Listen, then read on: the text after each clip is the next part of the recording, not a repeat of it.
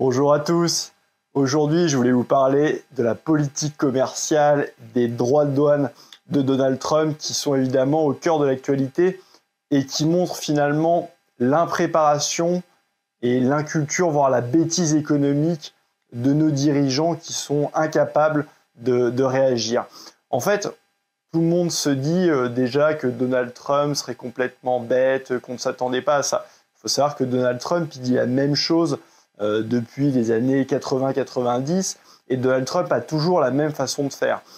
C'est-à-dire que, évidemment, dans l'absolu, en politique commerciale, de mettre des droits de douane de manière uniforme, comme il le fait, peu importe la filière, peu importe la durée dans le temps, économiquement, c'est stupide, mais Donald Trump ne veut pas maintenir ses droits de douane, c'est une technique de négociation, c'est ce qu'il expliquait dans son livre. À chaque fois, il fait une proposition complètement impossible en fait à accepter pour amener à la table de négociation et que ce soit une base de négociation. Et d'ailleurs, ça semble marcher puisque tout un tas de pays, je pense notamment à l'Argentine et d'autres, viennent en fait directement en négociation. Et Donald Trump a fait une pause sur ces droits de douane parce qu'initialement, il avait mis des droits de douane entre 10 et 80% selon les pays. Et là, tous les pays hors Chine, il les a maintenus à 10%. Il a fait une pause de 90 jours pour permettre ces négociations. Le but de Donald Trump, c'est quoi en réalité? C'est de baisser le déficit commercial américain qui est complètement abyssal. C'est 1000 milliards de dollars de déficit commercial. Évidemment, ce n'est pas tenable sur le long terme, mais son but, c'est de réduire ce déficit commercial.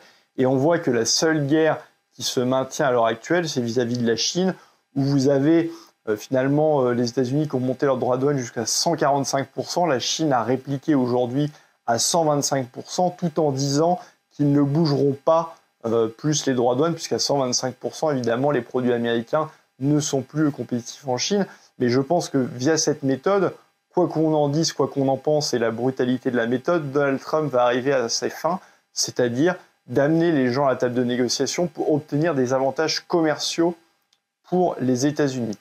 Et donc, quel est le malheur finalement là-dedans de la France et de l'Union européenne? C'est que malheureusement, en matière commerciale, c'est l'Union européenne qui décide pour tout le monde. Il faut savoir que l'Union européenne a un excédent commercial de 200 milliards d'euros vis-à-vis des États-Unis, excédent commercial des biens, et c'est essentiellement, quand vous regardez dans le détail, un excédent de l'Allemagne et de l'Italie pour les biens. Il y a la problématique irlandaise pour ce qui est des services. Bien, Donald Trump, qu'est-ce qu'il veut? Il veut évidemment réduire ces 200 milliards d'excédent commercial, comme il veut réduire d'ailleurs les 300 milliards de dollars de déficit commercial qu'il a vis-à-vis de la Chine. Et l'Union européenne, en fait, négocie très mal. D'une part, négocie mal dans l'absolu, mais en plus négocie toujours, non pas pour les intérêts français, mais pour les intérêts allemands. Et on le voit à chaque fois, on le voit d'ailleurs dans la réponse initiale, parce que la première semonce de Donald Trump, avant même ses droits de douane à tous les pays, il avait décidé, rappelez-vous, d'augmenter de 25% les droits de douane sur l'aluminium et l'acier. Mais quand vous regardez, en fait, pour la France, ce n'était pas une problématique immense, parce que les exportations d'aluminium et d'acier vers les États-Unis, c'est environ 400 millions d'euros, donc on aurait très bien pu ne pas répliquer. Sauf que quel est le premier exportateur européen d'acier et d'aluminium vers les États-Unis? C'est l'Allemagne.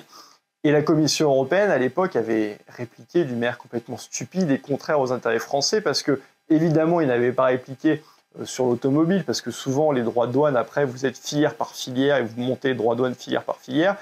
Ils avaient notamment répondu en augmentant les droits de douane sur le whisky américain, donc le bourbon, de 50%. Qu'est-ce qu'avait dit Donald Trump? Eh bien, moi, j'augmente les droits de douane sur les vins et spiritueux si vous faites ça de 200%.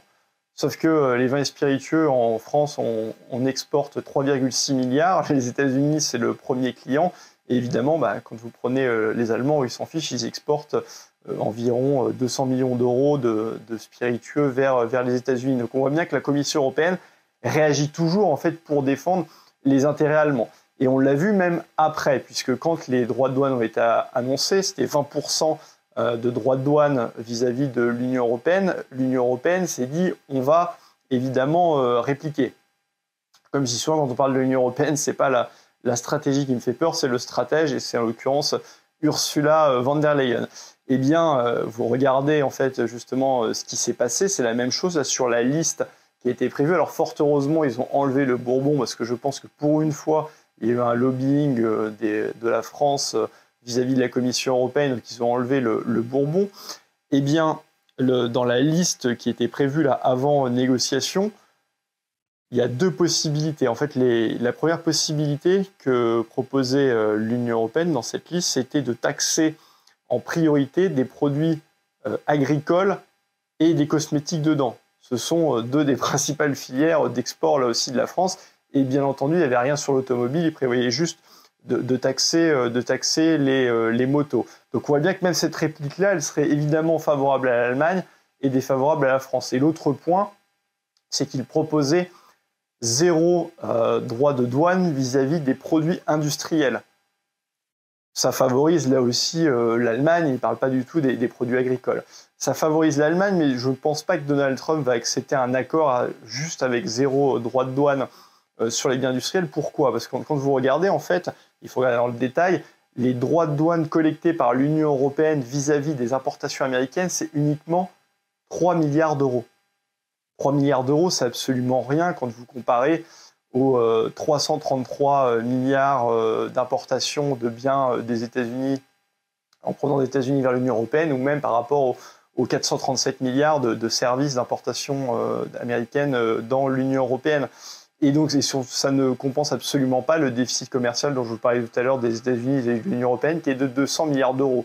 Donc, il est fort à parier que Donald Trump ne va pas se satisfaire d'une simple exonération. D'ailleurs, il y a déjà 69% des produits américains qui rentrent sans droit de douane dans l'Union européenne. Et les droits de douane qu'il y a certes 10% sur l'automobile, mais le reste des droits de douane importants, c'est essentiellement au niveau des produits agricoles. Donc ça ne concerne même pas les biens industriels que veut exonérer l'Union européenne. Donc ce qui va se passer très certainement, il va y avoir un chantage de Donald Trump qui va exiger, pour réduire le déficit commercial des États-Unis et de l'Union européenne,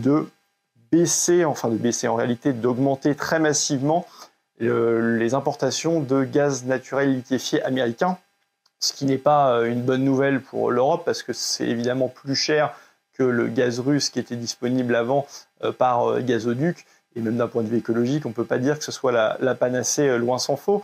De ce qui va dire que ça va renchérir le coût énergétique, le prix de l'énergie en zone euro, qui est déjà 4 fois supérieur à ce qu'il est aux États-Unis, et donc ça ne va pas aider d'une manière générale à la compétitivité industrielle des pays européens.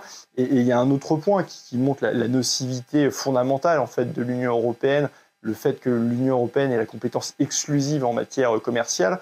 C'est évidemment ce qui est sorti hier dans un quotidien allemand, qui explique que l'Union européenne, pour des hypothétiques transferts de technologie, serait prêt à enlever les droits de douane vis-à-vis des véhicules électriques chinois, qui sont à l'heure actuelle de 35%. Quand vous avez dans le même temps en fait, cette même Union européenne qui vous met des normes complètement délirantes pour les producteurs automobiles en Europe, et qui exclut, en fait, qui veut interdire la production de produits de véhicules thermiques à horizon 2035, vous avez tous les ingrédients qui sont réunis pour un suicide complet et pour la mort de l'industrie automobile en Union européenne. Donc on voit bien, en fait, dès que la Commission européenne touche à un sujet, c'est une catastrophe. Et ce qui se passe évidemment en matière commerciale le montre à chaque fois, comme pour tous les accords de libre-échange qui sont négociés au niveau de l'Union européenne. Ils sont prêts à chaque fois à sacrifier tous les intérêts français, notamment les intérêts agricoles, pour les intérêts industriels allemands. Alors en ce qui concerne l'industrie automobile, pour le coup, ils vont même sacrifier l'industrie automobile allemande par pure idéologie. Donc on a une Commission européenne qui est éminemment nuisible, et nos dirigeants qui sont très mauvais à la fois pour anticiper, également très mauvais pour défendre les intérêts français au sein de l'Union européenne.